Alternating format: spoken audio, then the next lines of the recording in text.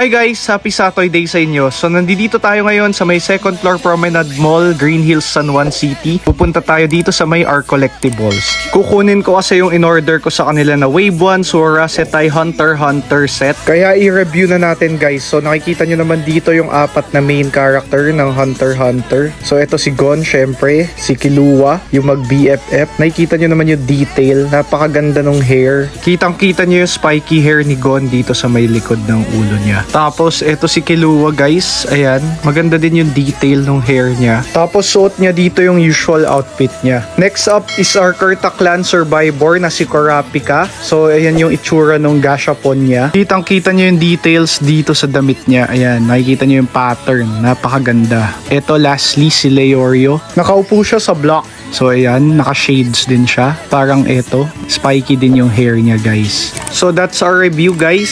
So yun lang, kung nag-enjoy kayo, please follow for more and ingat kayo palagi.